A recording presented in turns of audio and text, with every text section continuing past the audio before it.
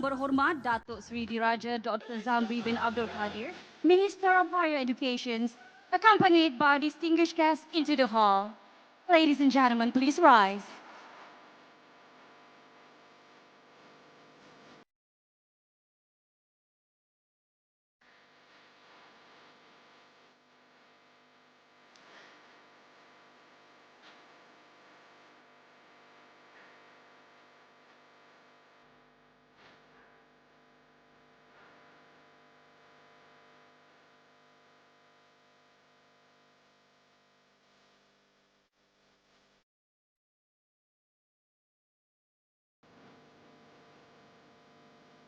Ladies and gentlemen, please be seated.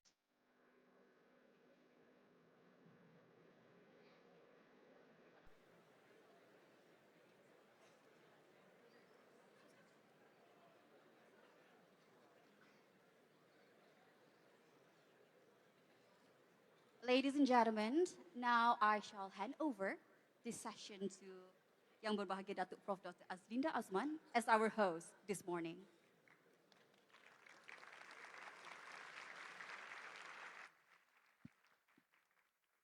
Assalamualaikum warahmatullahi wabarakatuh.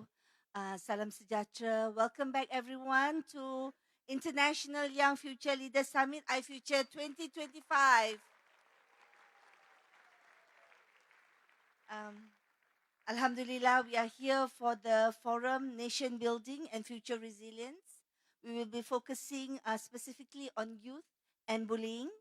And we are so proud to have with us Yang Berhormat Datuk Sri Azalina Othman Said, the Minister of Law and Institutional Reform, Department of Prime Minister of Malaysia, a credible and highly respected Member of Parliament with law background and with vast experience in advocating and spearheaded significant legislatives in the country.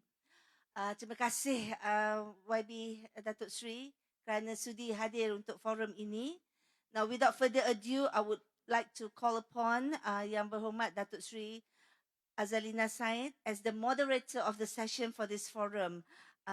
Yang dipersilakan Yang Berhormat dengan segala hormatnya.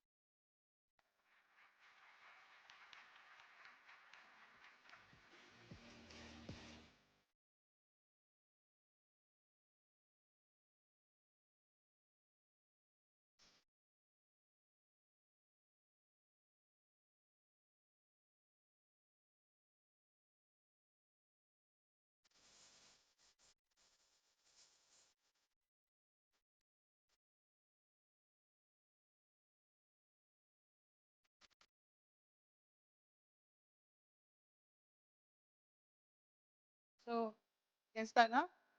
All right, Bismillahirrahmanirrahim. Assalamualaikum warahmatullahi wabarakatuh. Good morning to everyone. Assalamualaikum. To all the Malaysians, to all the Malaysian students, thank you so much for coming very early for my program this morning. For the foreign students, can you put up your hands, please? Thank you so much for being here also and staying in Malaysia. Don't worry, we are not like America. We don't chase away foreigners. Give me a clap. It's a joke. Thank you, thank you, thank you. Please don't tell Trump when he comes here. Anyway, today is a special session that I will be moderating. So when I was invited by the ministry to do this program, I suggested that I wanted a different spin. Rather than have me talking, I would like to hear what students, which as the Director General for the Higher Education has, I believe she has introduced all of you as the future leaders of tomorrow, if I'm not mistaken. So might as well I hear what future leaders of tomorrow would like to say when it comes to this very special topic. So I just like to give a very short outline on why I've decided to focus on the dialogue on bullying. One of the main reasons is because we know that as far as the Malaysian laws are concerned, we do have adequate law when it comes to certain behavior under the penal code. We do have, and we have amended many laws. but we do not have any special definition on bullying. So the government realizes one of the biggest challenge when you talk about bullying is that in today's world, bullying is not just physical bullying. You have also verbal, social bullying, and most recent, which is a big challenge everywhere in the world, is the cyberbullying. So the government of Malaysia, under the Madani flagship, which is the 10th Prime Minister, we have amended laws, including creating few new laws, like, for example, the Online Harms Act, whereby we want social media platforms, especially to be responsible, to be able to take down certain online harm, and also we want them to be punishable. Not only the perpetrators that use such platform, but if the platform is responsible to allow such messaging, the platform must also have a responsibility to be jointly responsible to take it down. So these are strategies that the government have applied. But nevertheless, I think if you look at the news, it's been going on for the past few months, the concept of bullying, especially in schools, among younger generation or young people, is deemed to be arising. But some people are of the view that maybe he has always been there, but the difference is the fact that now people are more aware and a lot of conversation is about it. So this is where, for the government of Malaysia, we will bring a new law called the Anti-Bully Law, which is a tribunal, premised on a quasi-judicial tribunal. But the bill will be brought for the parliament session in December. So my duty as a minister in charge of law is to engage on multiple stakeholders to get their point of view. So I was with the secondary students and primary school students last week. So this week I suggested to the Ministry of Higher Education, can I have the liberty to talk to university students and get your point of view?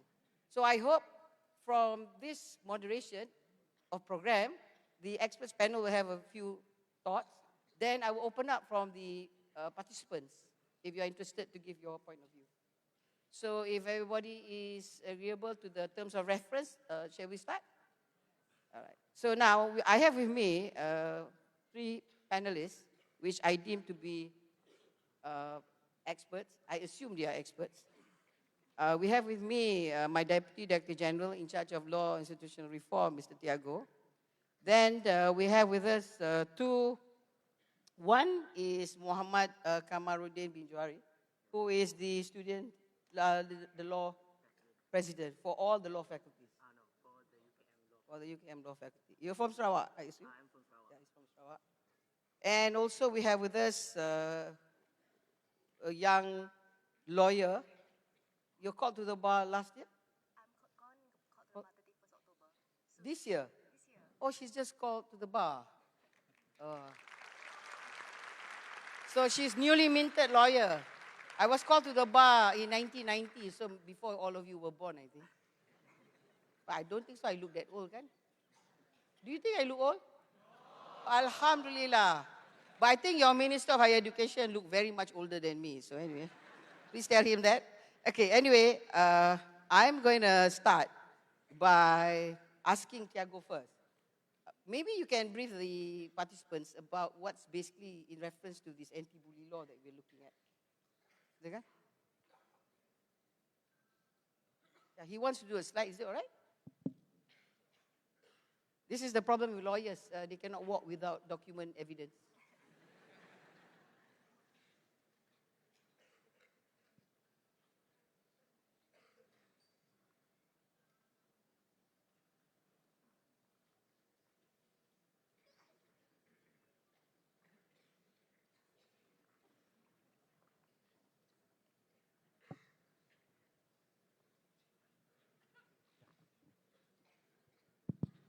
Thank you, Minister. A very good morning. Salam sejahtera, salam Malaysia Madani to youth representatives that we have today in this particular hall, and the honorable guests, and also dear educators, tuan-tuan dan puan-puan sekalian.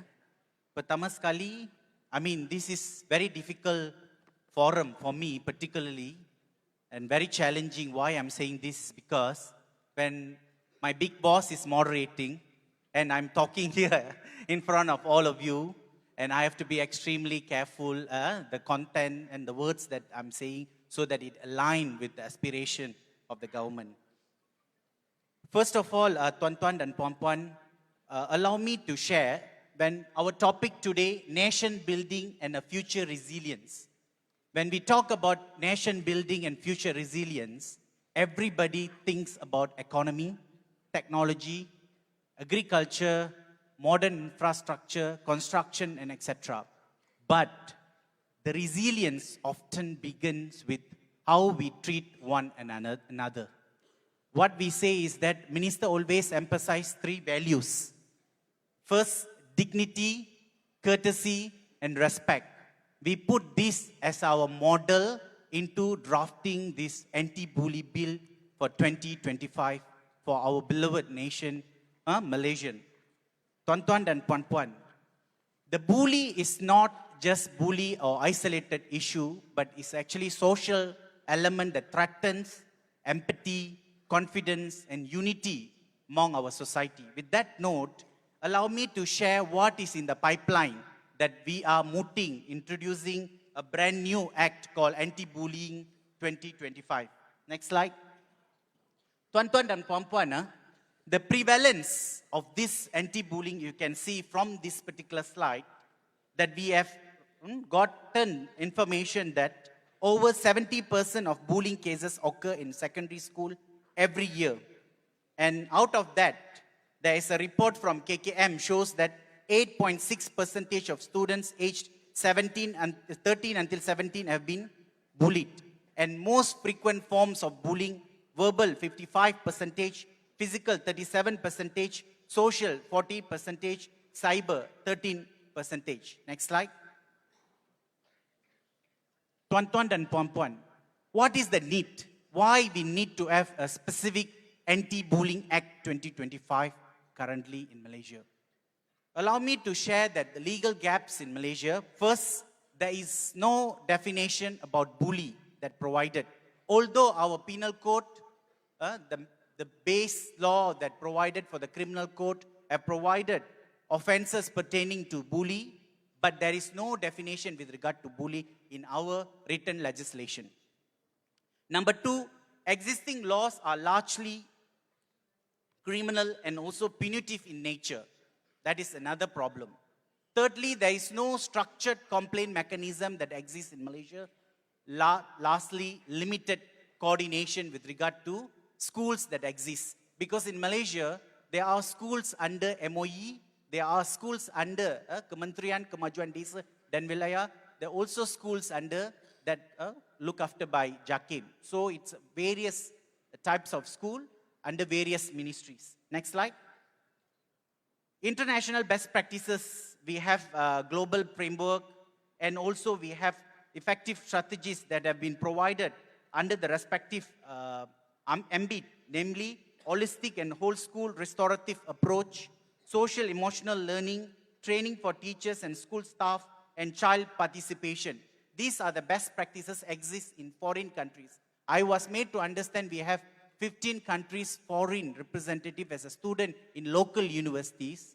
So various countries will have various best practices across globally. Next, these are the countries that implemented, next slide, Finland, Norway, South Korea, Japan, Philippines, Australia. These are the countries that have in place some anti-bullying measures in the respective jurisdiction. Tuan-tuan dan puan-puan, I'm going to focus the key focus of today. Next slide. Public and children feedback. The whole purpose is that under the supervision of the law minister and my department, my DG is here, we are actually going around across the country and meeting various stakeholders, being it from the educators, from the children, and also NGO representatives, and of course from you, youth representatives, to get your view with regard to Anti-Bullying Bill 2025.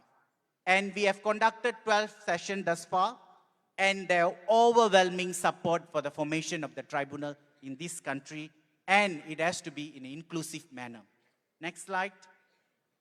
Tuan-tuan dan puan-puan, dear sisters and brothers, allowing me to share these are the features of the brand new Anti-Bullying Act that in the midst of consideration. My apologies.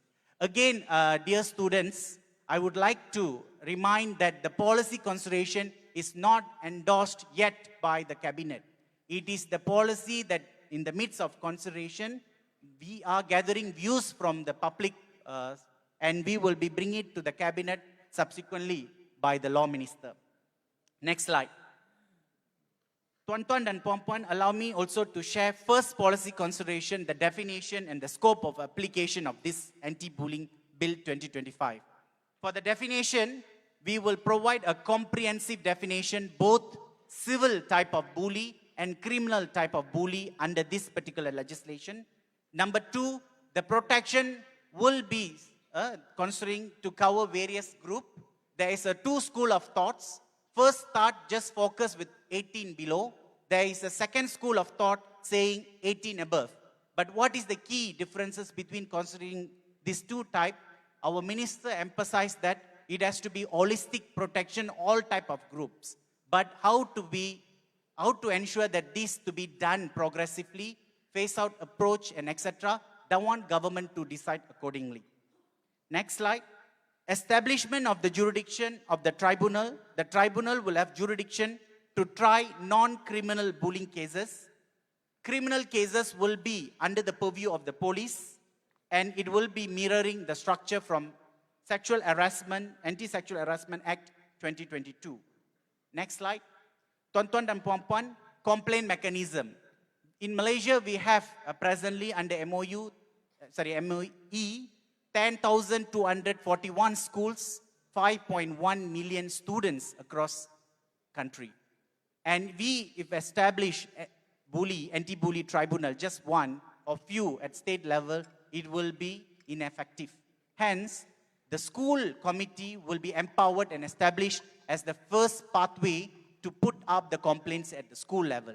Subsequently, it will be brought up to the anti-bullying tribunal, and there will be certain jurisdiction will be provided. Number 4, there will be child-friendly procedures will be provided. Number 5, tribunal remedies. I can take it up later in the forum. I'm just throwing some idea how this Anti-Bullying Act 2025 will possibly look like. Number 6, the policy will be enhancing by giving check and balance mechanism, by giving additional functions to the SWAKAM Commissioner, whom also acting as the Chief Children Commissioner in Malaysia. Next, the roles and responsibility.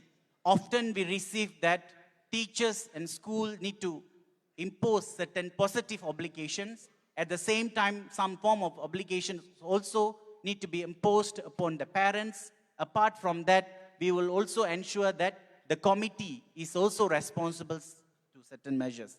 Next slide. Institutional placement.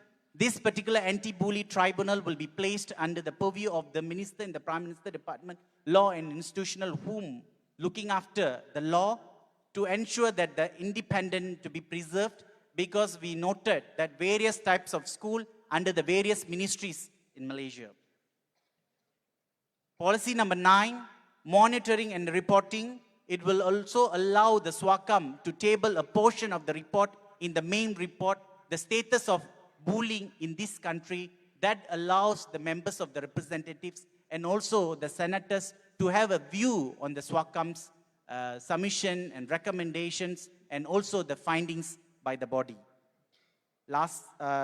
Second last, protection of educational institution. This is important. We will also provide protection to the teachers, the educators, and the relevant parties to ensure this protected if the duties exercise the benefit of the good faith. Lastly, children identity and privacy protection. Tuan-tuan dan puan-puan, please allow me also to share a word. If we want to build a resilient school, resilient university, a resilient nation, and ultimately a resilient Malaysia, the fundamental values of dignity, respect, and also the courtesy must be imposed through values of law and our daily lives. If that cannot be done, then our society will destroy our society. That's why the government is trying to put forward not punitive approach, but rather restorative, preventive approach in building our nation. Answering back the nation building, future resilience rests with the pawn, not only with good minds, also good values. Thank you so much. Thank you, Thiyagu. This is basically a presentation of what's in the pipeline for the anti-bully law, which is a new law. So now I will invite the representative from the students, Mohd Kamarudin. So my question to you would be, from the higher learning institution perspective, especially students, the role in this, basically the issues of child and youth rights and the nature of the legislation that you saw in the presentation. Do you have any point of view from the young people's perspective? Assalamualaikum everyone. Salam Malaysia Madani, salam Universiti Waltan and salam Ilmu Amal Adil. Firstly, I would like to thank the KPT for inviting me today. I feel very honored to be here with this distinguished panel.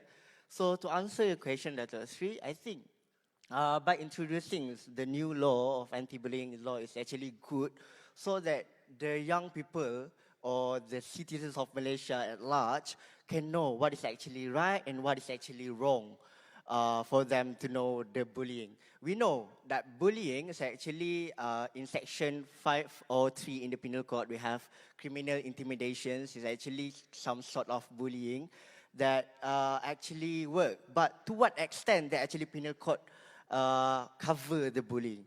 So in the perspective of youth, I think by introducing the anti-bullying law is actually good in helping the citizens and the government to move forward in the future. I think that is all. So you're basically saying that the fact that there is a law that specifies bullying, Yes. So the messaging would be very clear that this country would not tolerate bullying. Yes. Although there are other laws in the country that also describe certain action which is part of bullying, as in Exactly. section 507 of the penal code onward, or in reference to sexual harassment and whichever existing certain penal offences. And also my next question is to Nur Atika on youth resilience, mental health, physical well-being. So I think you've been students before, now you're a young person working in a working environment. Do you think, I think I would like to just challenge your thought process by giving, of course being a young lawyer called to the bar, do you think bully has to do with what? With mental issue, emotional? Or sometimes some people tell me, well, Dato, sometimes the bullies are the one that has a problem. The perpetrator are the one with the problem. So the question to you is that, do you think this is basically considered like a way of life to most people in society today, that why not we can get away with it? Or do you think someone is born with that characteristic, or the environment is making them that, from your perspective? Thank you, Datuk Sri. Thank you, KPT, for having me today, sharing the same stage with distinguished panelists. So to answer the question, yes, indeed, you're correct, Datuk Sri. Bullies, most of the stories that I've heard, being a student leader, people come and complain about their stories of bullies. It started from home, or it started of how they grew up. So bullies, I always see things from the perspectives of empathy. Now, if you understand the characteristics and the personalities of a bully, they become such person because of the deeply rooted insecurities that they have inherited in them. Now, where does these insecurities come from? It can result from the exclusions of the society against them, whether they have been outcasted from the society, so they think that a way for them to show power is through bullying. That's one. Or it could be through how they grew up in the household, perhaps abusive parents, abusive relatives, abusive siblings, and whatnot. So growing up with such mentality, it shaped their way of thinking that the only way to look big is through violence. So yes, indeed, if we are to understand and if we are to cope the issue of bully, like Mr. Thiyagu presented just now, nowadays we are approaching from a punitive measures. We have penal code, yes, but the punishments are rather grave in nature, right? We have imprisonment and whatnot.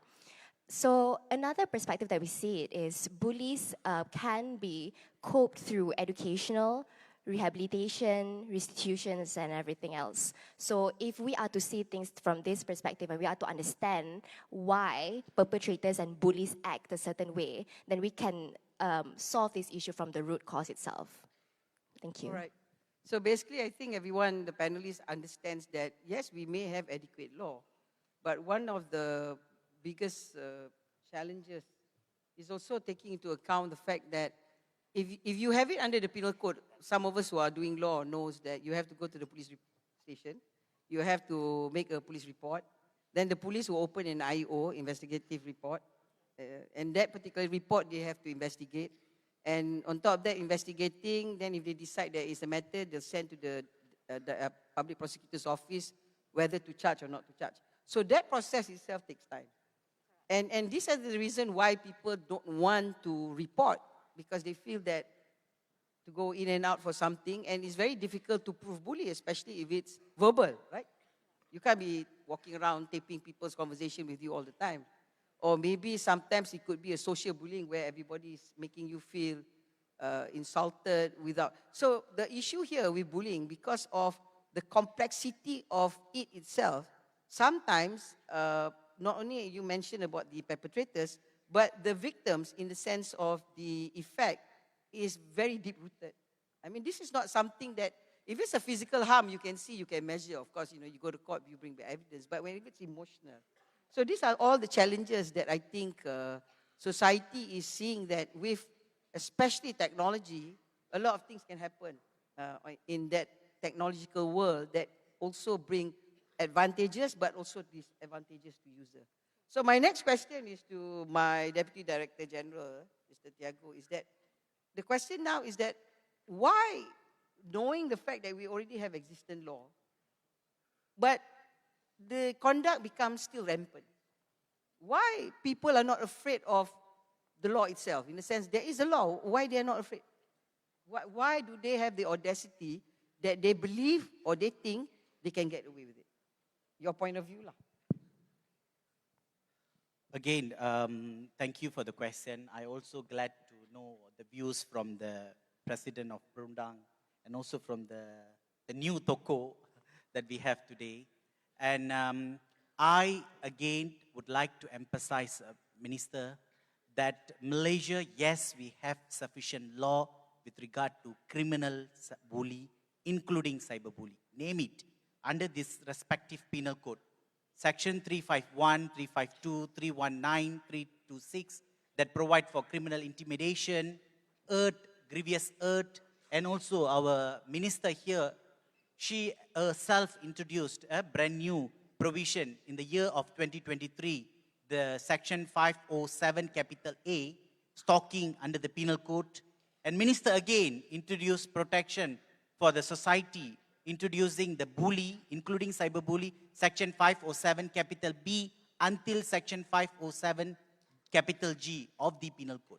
And well said, punishment has been provided, and that is enough. Enough of criminal provision. What we have in Malaysia, the law is actually reactive towards criminal action. Our law is sufficient. And our law fragmented to certain extents because we have penal code, Minister, and also we have Child Act 2001, and Ministry of Education also have a provision, Garis Panduan, SPI 12/2023. All that's sufficient in terms of criminal. Yet, what is lacking is that only focusing on harm is done. We have to prevent and we have to create restorative justice. That is what the society needs. And we should focus and divert our concept of punishing and treating them in a right point of society. Allow me also, Minister, to share what problem that we have presently. Number one, when bully case happen in the school often unsure where to liaise with. Because sometimes they are unsure, this is criminal, or this is gurau, or this is, we should refer to them to PDRM. That is the reality, number one. Number two, our parents often having the thought process saying that school actually mishandling the cases. The one, number two. And number three, children being the victim, often remain silent. They don't want to come and complain because they said, if I complain, to go to complain guru discipline or counselor, the counselor will call the perpetrator and will disclose my identity. The child will not go and lodge complaint. These are the problems that we have. We can't handle this problem with the criminal provision. Hence, this anti-bullying bill under guidance. And Minister have presided many meetings with us. She emphasized the fact that forget it about the punishment, come back restorative element, and bring back the values. And the 3 values that earlier I mentioned to Tuan Tuan and Puan Puan, about the dignity, respect, and courtesy, she is the one who emphasized to the team that this particular element need to be in the bill so that the society will have better values. So to answer your question, Minister. Thank you. So, Mohd Kamarudin, what from your perspective, being a student, that you think the Ministry for Higher Education or the universities, IPTA and IPTS, or even student leaders, can play a role in reference to this subject matter? Right, thank you for your question, Dato Sri. I think from my point of view as a student in University Kebangsaan Malaysia, I believe that universities is not only producing a graduate that with a good grades, but universities also plays a role in producing a citizens that have responsibility toward the society at large. I think universities nowadays, they are doing such a great job. They have spread awareness in regards of the bully and all. And then in UKM itself, we have this one policy called anti-harassment and anti-harassment and anti-discrimination policy, which is not only to protect the students, but also to protect all the citizens of the UKM. And it will be reviewed 5 to 7 years to make it still effective, and including the new areas of cyberbullying. I think universities play a vital role in spreading the awareness. Like me, the president of Perundang, we have like a program to actually spread awareness, not only to the university students, but also to the high school students. And then I think the current law that we have, like the governing law in governing the universities, we have UUCA, Universities and Universities College Act 1971, Education Act 1996. I think that need to be improved on regards of the policy in catering this issue. I think preventing is more effective than curing it. Sebab we know that first, mencegah lebih baik daripada merawat. I think the preventing measure that need to be done by university need to be clear. So I think that is all from me. So you believe that university, IPT, IPTS, and also student leaders can play a role to create more awareness? Yes, sure. And you believe that university would also have their own ecosystem if assuming such conduct transpired? Okay, then my question to you, which is not in the program, is that what's your response if, is there any possibility in university besides lecturers bullying students, what about students bullying lecturers? What's your response as a future lawyer? Please clap if you agree with me, lecturers. Verbal, or physical, or mental, or emotional, or social, or cyber. Agree, don't agree? I just have to say this, which Thiyagu will repeat. I've never lost a case in court. Thank you. Thank you, Dr. Sri, for your questions. We know under Article 8 of the Federal Constitution, everyone is equal before the law. Even the students bullying the lecturers also, they are penalized with the same act. So I think to make it fair, there's no, there's no saying like the students cannot bully the lecturer. It's actually, we have that case actually when the student bullying the lecturer. So I think everyone should be equal before the law. I think that is fair enough. So you believe university, the Director General for KPT is here, they must also accept there is a possibility that lecturers can also be bullied by students. Yeah. But sometimes I suppose the only issue is that would people believe the lecturers or the students more? Correct. Well, something to think. Please don't answer now. Maybe later. Okay, now to No Artika. Someone in the legal profession practicing. So my question to you is that I think you see how Mr. Thiyagu has already presented. The whole purpose is that my question to you, do you believe or do you agree that a tribunal is better than court?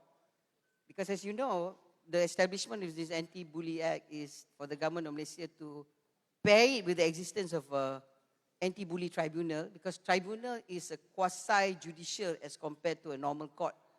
So maybe you can elaborate on that from your point of view. And number two, my question to you is, when it comes to punishment to bullies, do you believe that there must be, besides depending on the age of the perpetrator, is that, do you think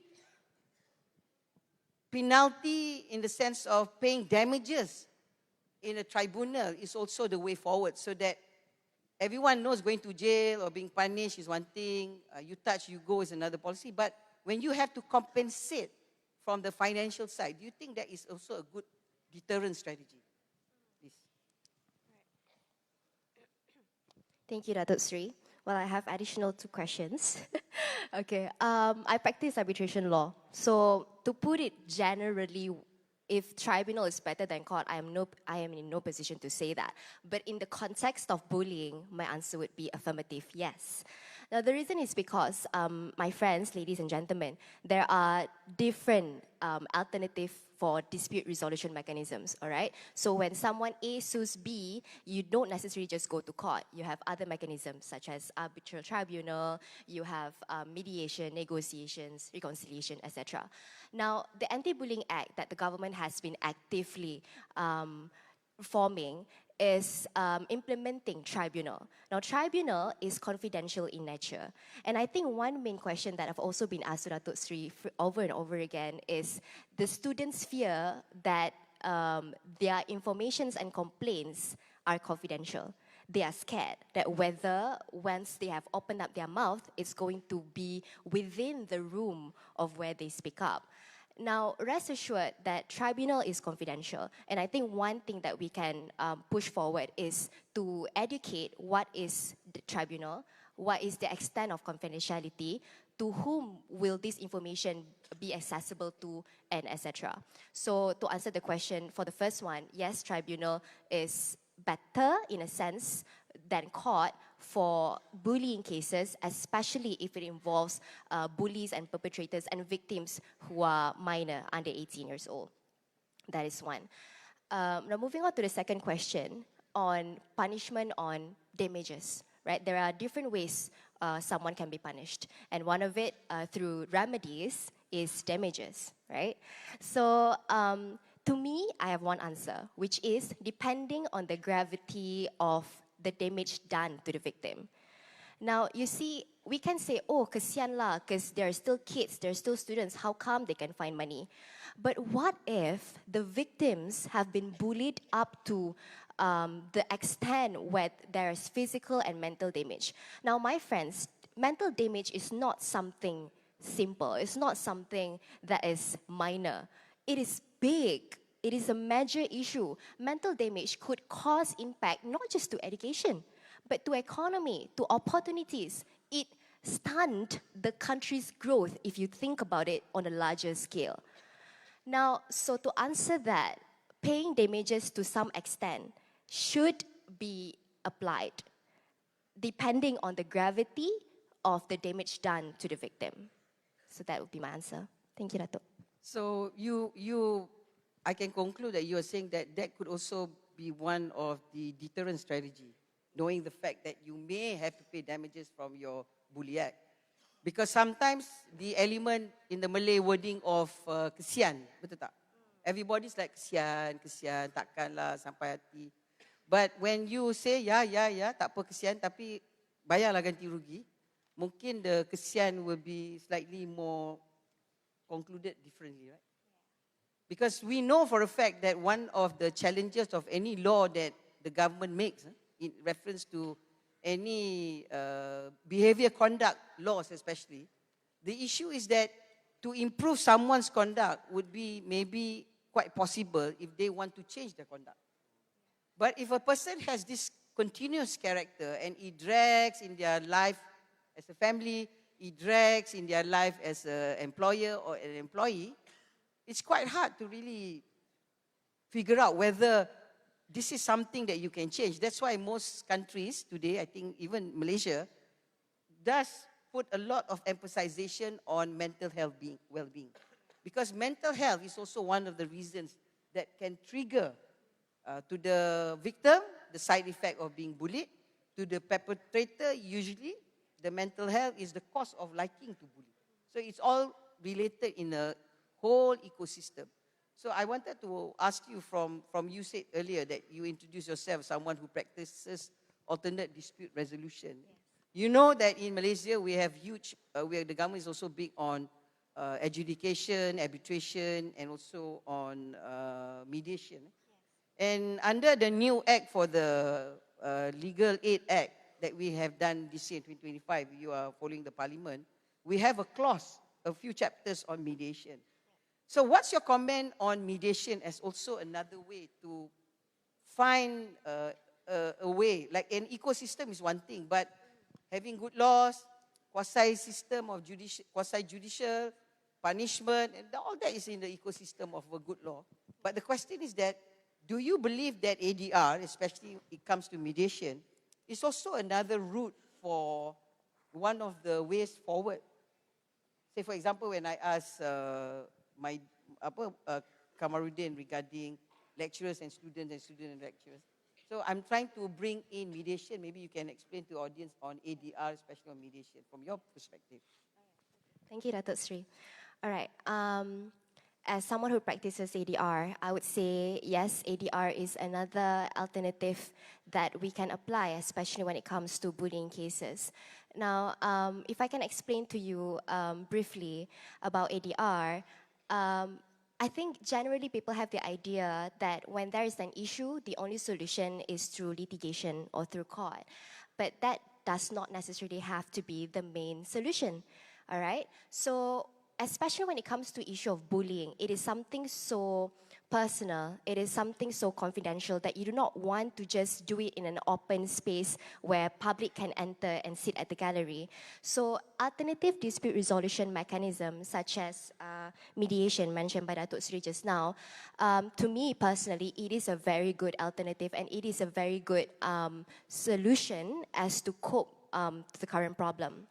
Now the reason being is because besides its confidentiality, the experts that is going to sit to be the mediator, the tribunals, and also the judges are the ones who are handpicked personally that is related to the expertise. Now, I bagi you example lah. Contoh kalau you ada construction case, okay, and then you have an issue in regards to building a condo. So the judges that will sit in a tribunal will be the ones yang ada expert in construction. Now I believe being a mediator and also being sitting as a tribunal also for anti-bullying, they will also need to be able to garner some expertise in terms of bullies and the back of their experience. So yes, to answer that, I believe that ADR is a good alternative, yeah. Especially mediation. Definitely, yeah. Do you want to tell them the difference between, say I'm doing a test question to be employed. Do you want to tell them the difference between arbitration, adjudication and mediation? Okay, sure. Let me see whether you deserve the first class that you got. Thank you, Datuk Sri. I love challenges.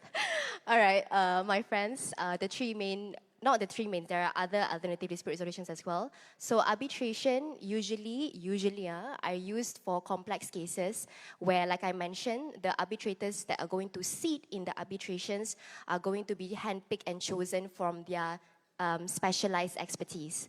That's for arbitration. It's confidential. Whatever that you say is going to be within the four corners of the room. It is not open to public. But the consist is a bit slightly more expensive. All right. Mediation, on the other hand, we have mediator. So we have one mediator and then two parties sitting. So there'll be, it's about the same as arbitration, but the way I say it, it's rather more less procedural as compared to arbitration. Arbitration, we have our own IIC arbitration rules and whatnot. Okay, that's another legal perspectives that we can discuss on. And lastly is on, was it negotiation? Mediation. But I mentioned mediation.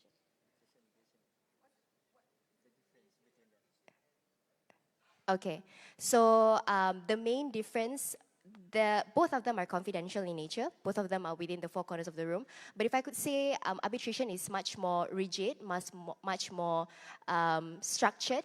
They have rules and procedures as compared to mediation. So one thing that we can implement in drafting the Anti-Bullying Act is to have a clear, perhaps, a clear separate guideline for the tribunal for anti-bullying. Then there would be clearer rules and guidelines. Because even in arbitration, you can choose now what rules you want to use. You can use PUM rules, you can use UNCITRAL.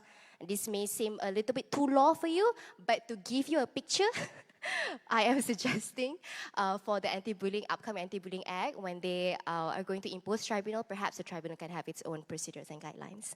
All right, Thank you. So lastly, Mr. Thiyagu, is about why does BHEUU do the roadshow for the town hall, and why do we have an online response?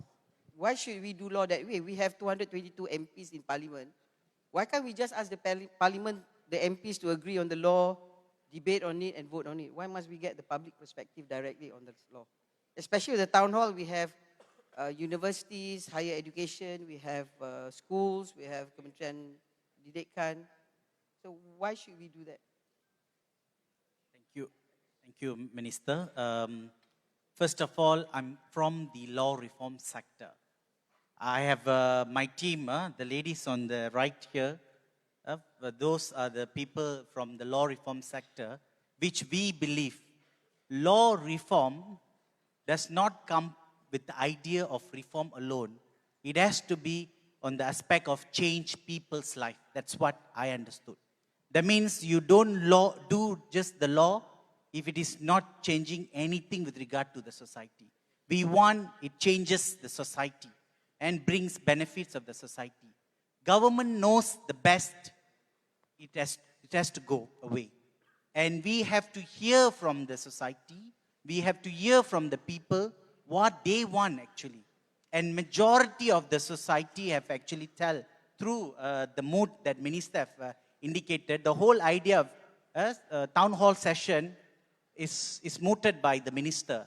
And I know it's very difficult. Within a month, the team have actually conducted 12 town hall sessions. And this is on our it also. This is the 13th town hall. And we also allowed the members to share the views from the platforms. All these actually to hear what society wanted. If we make a law that doesn't change the society's lives, society's intention and benefit of the society, I feel it's fertile. It has no purpose, Minister. Okay, thank you very much. Applause to the panelists. You heard them all. Different view from the government, from the student, and from a young, just recently employed young lawyer. So now I have got exactly 20 minutes left before I have to wrap up. Can I open up the floor to anyone who has an opinion to what has been said? Before you start, can you please introduce yourself? Can you raise your point of view, your questions? But don't give me a lecture because I only got 20 minutes. And last but not least, you can give your point of view, you can give your criticism, you can give your challenges, you can give your recommendation, but do not bully any of the panelists with your questions or point of view, because I don't want to be a bully to you back. It's a joke, okay. Yes, I must tell you, I always thought that in my second life, I'll return as a comedian, not as a minister. But then politics is a comedy, isn't it? Please clap, please clap. Thank you, thank you, thank you. Don't tell my big boss when he comes in, PMX. All right, silakan, satu persatu, but you must do it, I think in English or Malay, KP? KP, English, Malay or bilingual? English, Malay, Chinese, Tamil, Sabah Sarawak language. In your own language also okay, we get some interpreters. Silakan. Nama daripada mana Dah kahwin, belum kahwin, saya tak nak tahu. Silakan. Bismillahirrahmanirrahim. Assalamualaikum, selamat sejahtera dan salam kebersamaan UMT. Nama saya Muhammad Amin Iqbal, representing Universiti Malaysia Terengganu. And my question for the panelists and maybe also for Datuk Sri to answer my question is there any past predictions or theories suggest that bullying is going to expand into the cyber world? Thank you.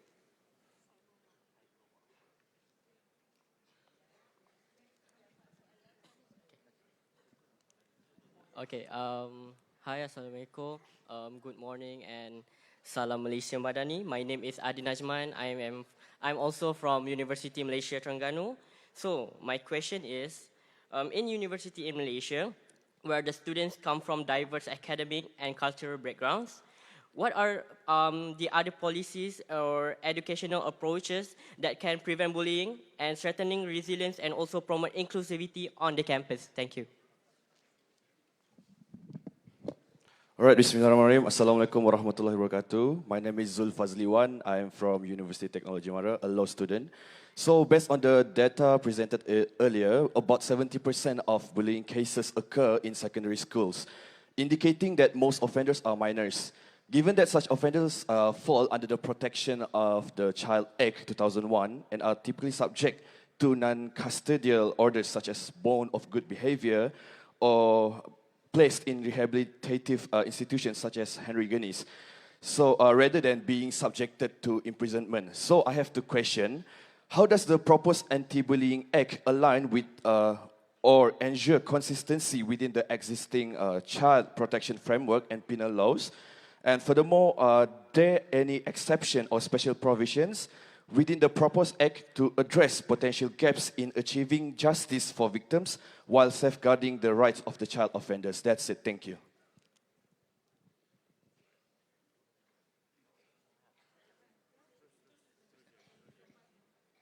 Okay, a very good morning to the host, moderator, and our respected panelists. My name is Faris Daniel Cheong. I am from University of Technology Sarawak, and yes, I am from Sarawak, a land of no free shipping in Shopee. So, I am also a comedian, same as our host. So, Thank you. We open a partnership after this. Okay, sure. So in many cases, youth leaders like prefects and school representatives who take a stand against bullying end up becoming the targets of very behavior they oppose. Often, these incidents happen quietly behind our backs, like threats and culture of settle belakang. So this is very hard to address with rules and laws. So my question is, should the youth still stand as whistleblowers, and how our institution build a stronger protection systems to ensure those who act with moral courage and are supported and not left vulnerable to retaliation? Thank you very much. Assalamualaikum and good morning. My name is Muhammad Iman Sufi bin Jeffrey from University Putra Malaysia. I will ask a few questions. Thank you, UPM. I will ask a few questions. First one, as we know that today that bullying is not just limited to the school, but also in higher education institution, as well in the workplace as well. Is this law will also include or accommodates the bullying motion in the workplace as well in the other places? Because I think bullying is not just limited to the school. So how this act will react to this? And second one, how we can ensure that, or maybe in other words, by imposing the tribunal to the school, by imposing the tribunal for the bullying cases, as we know that there are 7,681 bullying cases that happened in Malaysia in 2024, only reported by the KPM. So how these kind of cases, which is very lots of cases, are all of this will be conducted and will be settled in the tribunal, because there's a very lots of cases. So are all the cases will go to the tribunal, or there are other mechanisms to settle as well? And how we can ensure that this other mechanism will ensure that the victims will not become the one who lose in this case? Thank you. Pardon my intrusions for a bit. YB, over here. For now, we're cutting off questions to give time for all the panelists to answer. If we have more time, we will take and allow more questions. For now, we will give space and time for our panelists to respond. Sorry, how many more? Can you put up your hands? One more, Dato' Sri. Okay. Before you put down your hand, we have a website that you can also go in and ask questions because I have to stop at sharp. But to be fair, yang diri saja, let them all ask. Then we try to compile, be safer because dia dah diri penat dah. Alright, sure. So, okay, saya bukan pembuli. Alright, YB, Alright, we got it, got it. So Okay, we will compile as fast as you can. Thank you, thank you. keep it short, guys. Bismillahirrahmanirrahim. Assalamualaikum warahmatullahi wabarakatuh and a very good morning. Datuk Sri, one question just now from Mr. Thiyagu presentation that the spirit of law of this anti-bully bill is about to rehab, to cure and also is educational in nature. My question is, what are the model of legal frameworks from any country which have exercised this kind of practice in combating bully that Malaysia have set as a benchmark in drafting this bill, and how we are going soon to monitor the effectiveness of this new bill once it has been passed by the Parliament? Thank you, Datuk Sri. Good morning. My name is Nur Fatihah Widya Azai and I am from University Utara Malaysia. And my question is, do you think Parliament might consider passing a new bill to address bullying more directly? Perhaps introducing penalties for underage bullies instead of sending them to juvenile detention, given that there is currently no specific law on this issue, especially since the world is evolving and our approach needs reform. Thank you. All right, Bismillahirrahmanirrahim. Assalamualaikum and good morning, everyone. My name is Nur Shavika Akila from UITM. So my question is, in these modern times, there are a lot of media showcasing the culture of bullying, whether in TV shows or movies or even a simple TikTok video. Simply said that the genre is trending. So do you think that this trend in media brings benefit to the community or the exact opposite? All right, thank you. Assalamualaikum warahmatullahi wabarakatuh. My question is that from what I have understood, and I have not much legal knowledge, but this act or the bill that is trying to be a bench is mostly related to the Malaysians and the local community, right? Sorry, can you introduce yourself from which university? Oh, I'm from International Islamic University, Malaysia. Oh, I'm from Kashmir. Yeah, so my question is, if international students face a similar issue in their universities, how can this bill be applied to them? And if it is even applicable to them? Also, while billing such acts in the Constitution, do the panelists or the community ministers consider people from mental health backgrounds as well, while the bills are being passed and everything, like any ministry of such? Thank you. Okay, hello, Assalamualaikum. My name is Nafika. I am from UPenM. So my question is that we often discuss bullying among peers or friends in schools and universities, but we rarely address bullying that occurs in the workforce for us youth. So for example, situations where bosses mistreat the interns and young fresh graduates, or where senior staff bully interns over non-work related. And so my question is, what are your thoughts in these situations where on the workforce bullying faced by young employees or intern?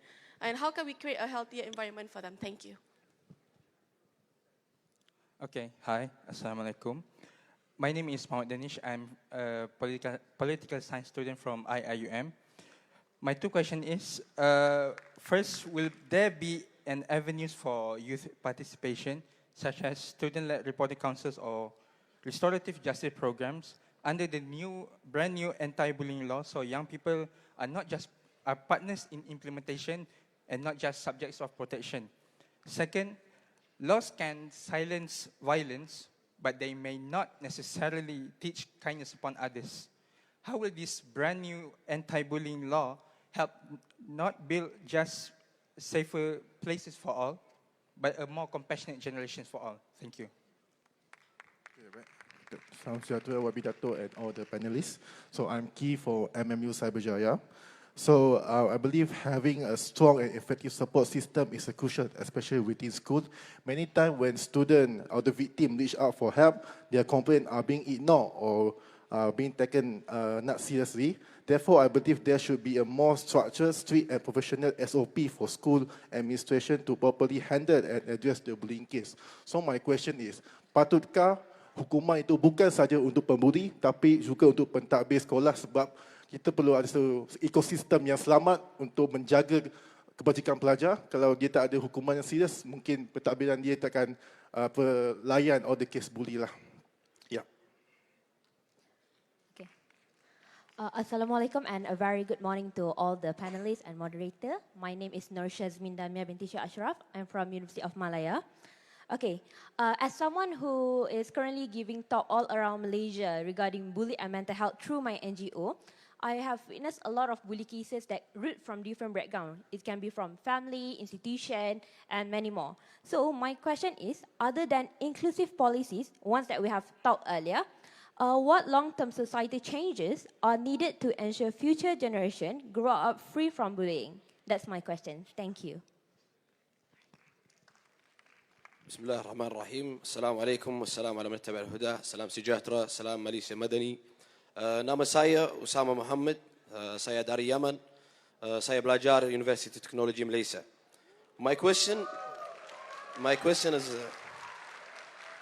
is regarding to the physical damage from the bullies. So in Quran Allah subhanahu wa ta'ala said, فمن اعتدى أعوذ بالله من الشيطان الرجيم فمن اعتدى عليكم فاعتدوا عليه بمثل ما اعتدى عليكم.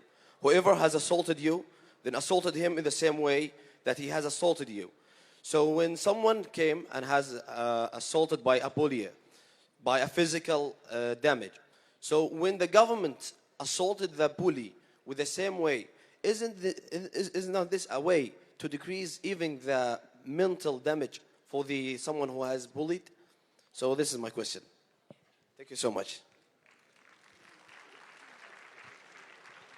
Bismillahirrahmanirrahim. Assalamualaikum warahmatullahi wabarakatuh. My name is Sharifah from Indonesia, represent UTM KL. So, sometimes it feels like people with money have more advantage in court. So, my question is, are there systems in place to prevent unfair outcome based on wealth, especially for victims who can't afford expensive lawyers? Thank you. Selamat pagi dan salam damai kepada semua orang and to all the distinguished panelists. My name is Tom Silver Toiming and I'm a third-year law student from University Malaya. And I only have like 2 questions and 1 suggestion, particularly to Mr. Thiyagu, in pertaining to the new bill. My first question is, my apologies if I don't understand the case. Does this act aims to make peace between the perpetrators and also the victims? One of my suggestions for this act is that I think the act should specify the aims, like to make the aims to be more specific in preventing bullying. And also, my second question is that will this new act provide mandatory duty to schools and workplace to execute this preventive measure? Because as we all know, if the law is not executed, it will stay as a written documents. So this is all my questions. Thank you.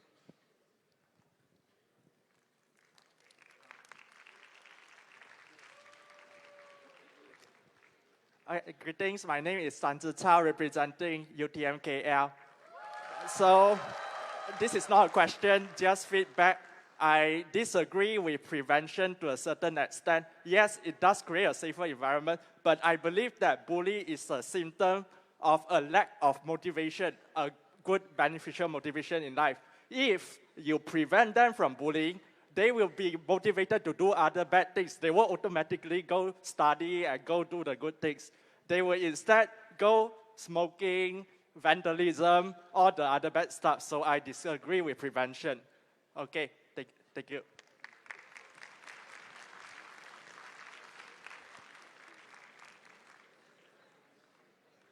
Last Dah habis dah?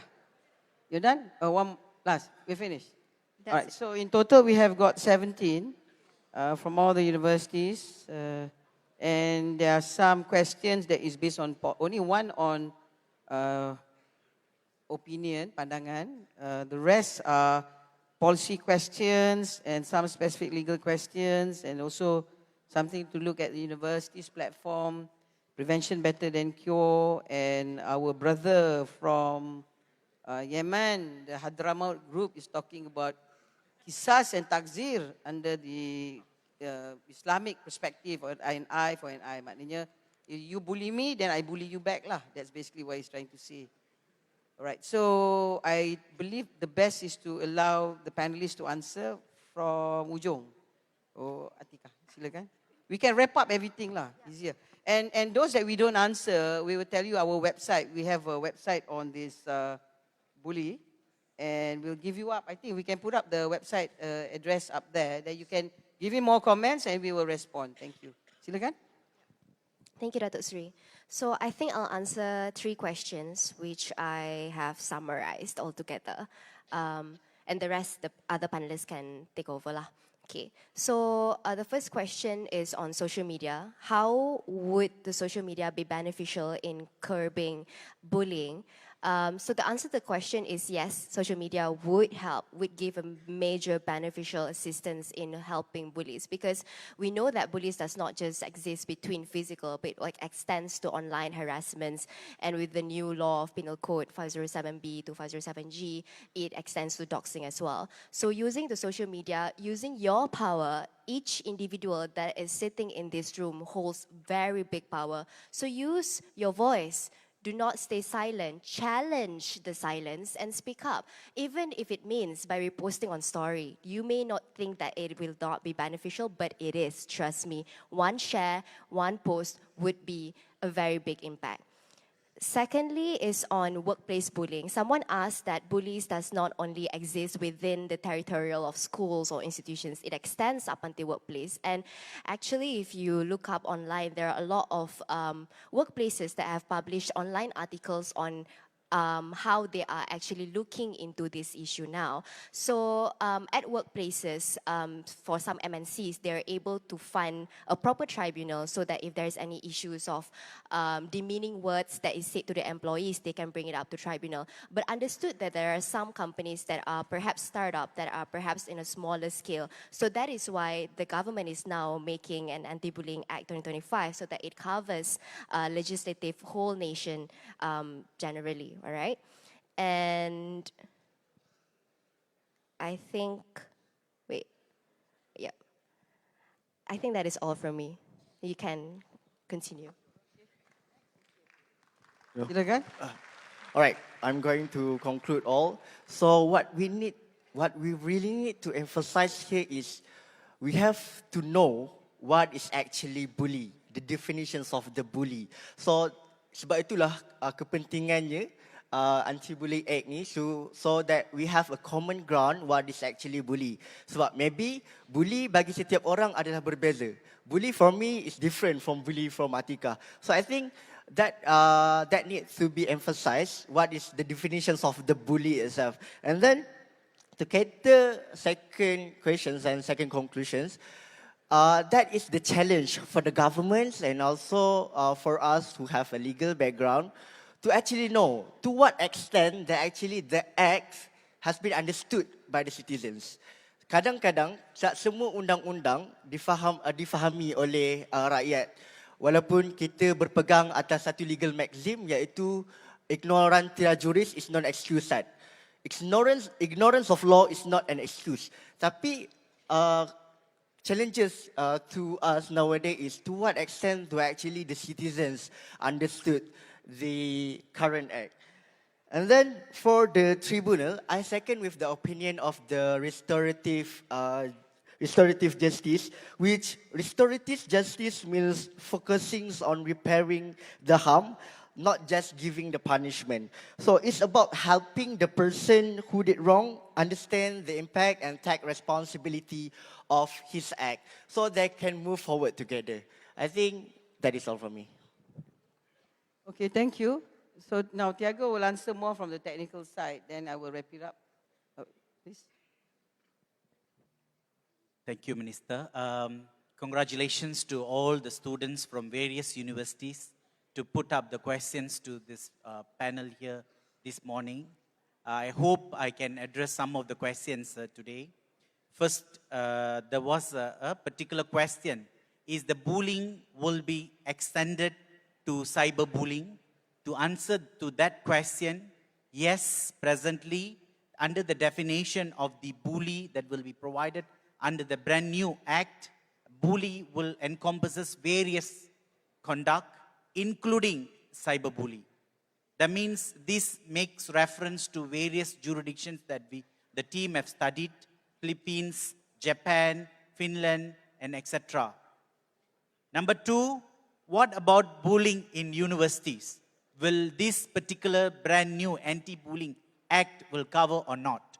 Tuan-tuan dan puan-puan, young representatives today, as I informed earlier, there is no policy decision with regard to this matter yet.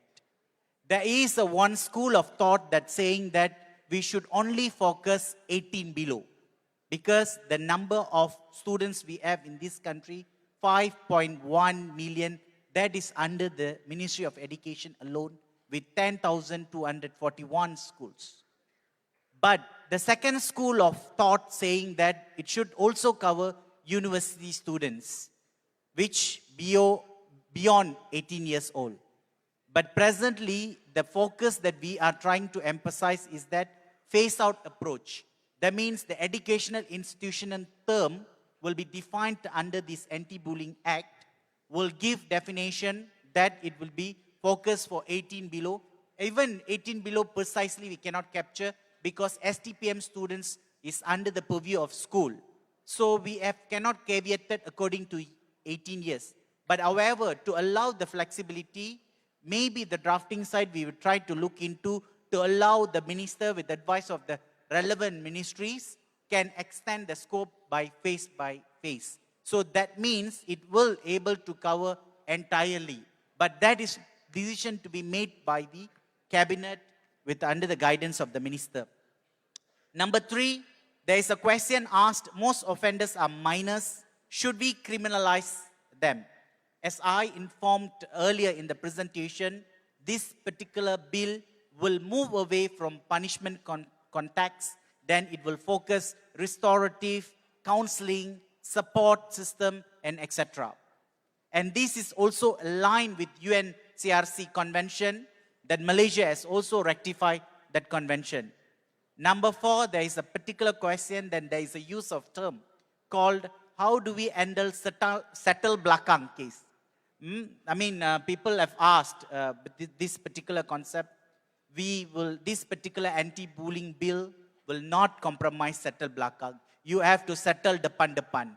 Maksudnya, you have to go under the committee and you have to do the needful process via the structured system that this particular anti-bullying bill will be introducing. Number five, whether this bill will encompasses workplace bully. Again, the same responses that I have alluded earlier for question number 2.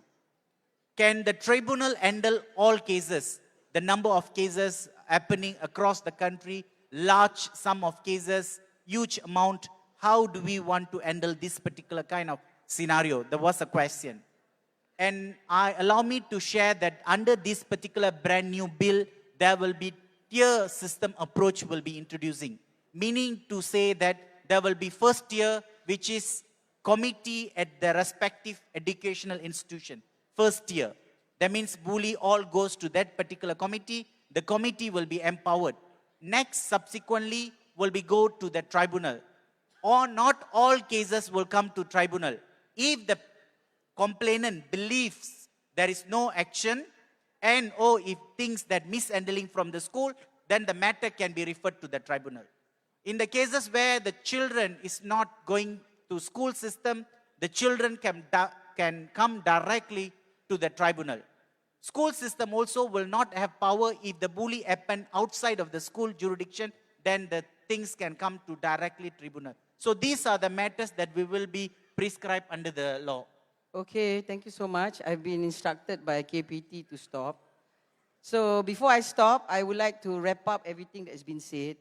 First of all, thank you so much to the 17 students for giving your point of view, Malaysians and non-Malaysians. this is exactly that we, the government of Madani, wants to hear.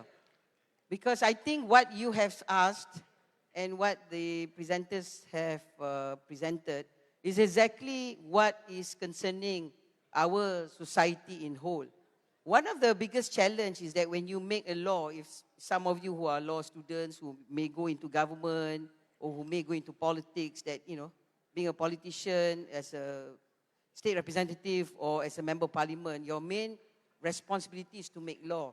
And first key issue is that whatever law you make, the law must be effective and implementable. No point having a good law on paper, but the law cannot be implemented. So the questions you ask are good questions because you're asking the implementation of this law. So you ask the question which is correct. Does it apply only for below 18 in schools? So the answer is that for now, for phase 1, of course, for below 18, because the school have their own SOP on discipline. But at the same time, if it happens in KPT, which is above 18 in a university, university also have their own internal way of handling such cases and conduct, as mentioned by our student representatives. So it shows that as far as these offences are concerned, we have a lot of system in place by the schools, the ministry, and also the university. But the question mark that you ask, that the public is asking, why is it still happening? What is going on that people don't seem to be affected, to be in fear, to have no value system? Then my answer is culture. Maybe when they are children or young people, they are surrounded by cultures of bullies in community, in society. So racial biasness, religious biasness is also indirectly a bully act. Am I right? So when you grow up in an environment of biasness, you may think your conduct is considered a normal behavior. So you ask the question, for children, which is under 18, you are applied by the Child Act, do you punish children the same way you punish adults? So you can't do that because our relationship with the international organization, the World Organization, in reference to UNICEF and whatever protocol that we have signed, because they are below 18, we have to deal with them separately. We have schools of Henry Gurney. If it's a penal offense, they do crime under the penal code, we punish them, but you must take them through the legal process. But the legal process is the legal process of people below 18, a different set. You go through court, but it's a different set of courts. You ask about legal companion, legal representation. Yes, the government gives legal aid to support. You asked a question just now. What about for foreign students? Do we get support? The answer is that you have to go back to the university. You can communicate with the legal aid. We have got a legal aid agency under the law agency to assist legal aid even for foreigners if you comply on special circumstances. All that systems are all in place. But you're right, the key element now, there is no definition on bully per se. So this law is addressing that. Number two, if you are considered under this category, when we were talking to young kids in school, primary schools, they said to us and also secondary school is that we are afraid if we report, then we will be punished as reporters. So that's why the reporting system of this online, this tribunal for this bully, we are also allowing an online reporting so that we can pick up cases when, if it goes to the higher institution or it goes to the school and there's no action, there's no response, and everybody, as what you mentioned, orang ada duit, someone with money, they can settle the case. Or maybe orang boleh settle dekat belakang. So this system and the law that we want to design is that you can approach the tribunal directly online to complain. If you are dissatisfied and you are worried that the settings that you are in may not entertain or will be biased because of who's who compared to you and you don't want to be punished. So the system allows the reporting to be online. And if you recall in Malaysia, for so many years, we never had a law on sexual harassment. Women were being bullied and some men in workplace. Sexual harassment was used for promotion, used for abuse. So we have a tribunal for sexual harassment now under the law, the Ministry of Women. And we realize the percentage of sexual harassment has gone down because people are aware. They are aware because if you report to the tribunal, the hearing will be very fast. The action will be very fast.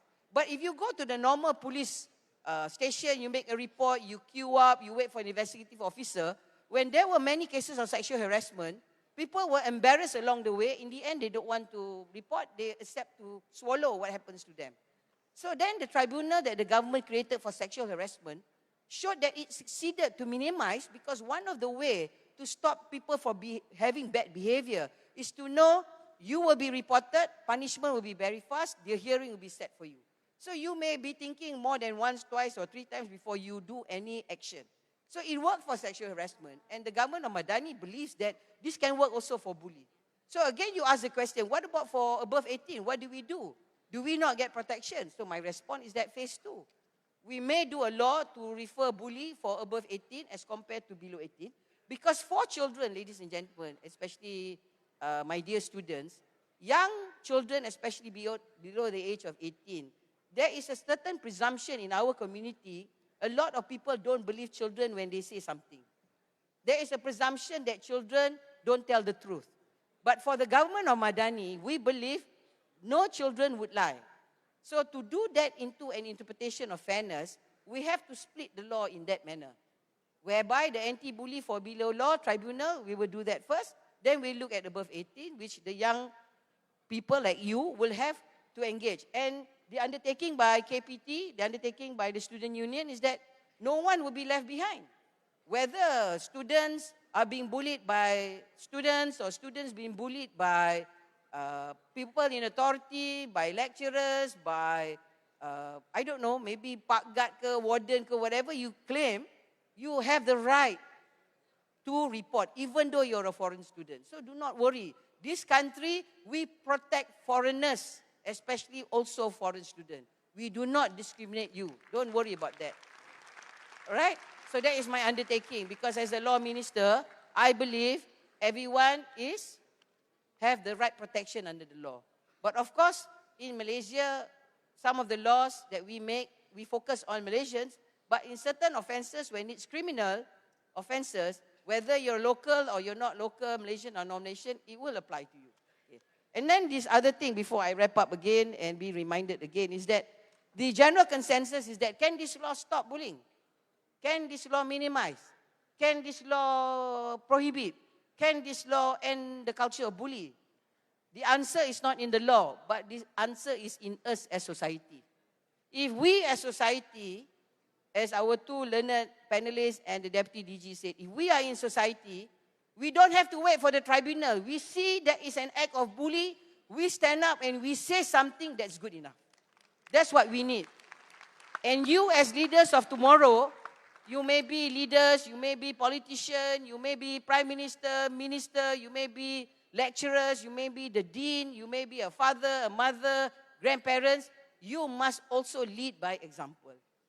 So when you know it's wrong, you have to stand up and say it's wrong. Setuju? Agree with me? Yeah. Okay? Because if you don't do that, then our society in Malaysia, we will fail as a nation.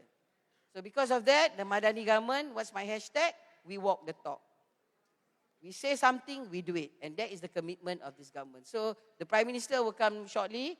Please give him the warmest of welcoming and hope that he also will open up and listen to all your questions. With that, thank you so much to KPT for inviting me as moderator and to my friend. And thank you to all of you for staying put and not going out to makan or go to the toilet. And to the 17 respondents to give in your point of view, I appreciate your honesty.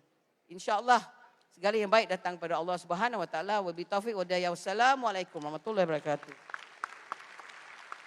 Thank you very much to all of our panelists and moderator. Thank you to YBhg Sri Azalina. Ladies and gentlemen, I think the most important of all is always embrace your humanity.